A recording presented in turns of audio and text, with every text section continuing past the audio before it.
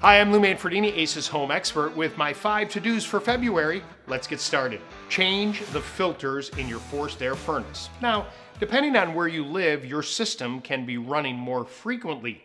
Changing your filters more often can help improve the air quality and reduce the strain on the blower.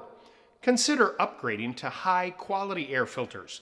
They can last up to 3 months and help filter out things like bacteria, pollen, and pet dander, something that lower-cost filters can't do. Set a reminder to change them in 3 months. That way you don't have to play the guessing game later.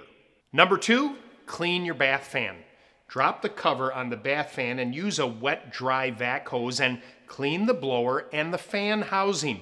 You'll be amazed at how dirty it is, and during the cold months, the higher moisture in the bathroom when showering will clog it even faster. Number 3, get your toilet ready for the big game. You likely will have many guests during the holidays, and now more are coming over for the big game. Get your bowl ready, cleaning the calcium buildup. Take a wire coat hanger and pull it apart and bend one end so you have this kind of 1 inch at a 90-degree angle.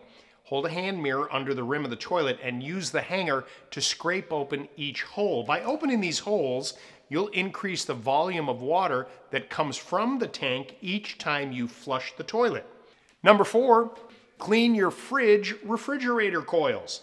Last month we talked about the importance of a clean oven. Now it's your fridge's turn. You won't believe how dirty the fridge coils can get. When the coils get dirty, your fridge uses more electricity. Clean them off with a wet, dry vac on the bottom and the back. This is going to help the unit run efficiently, saving the life of the fridge and improving your electricity bill. Set a reminder in August to do this task again. Seal your tile grout. Just like refrigerators, sealing your grout is a good semi-annual task to perform.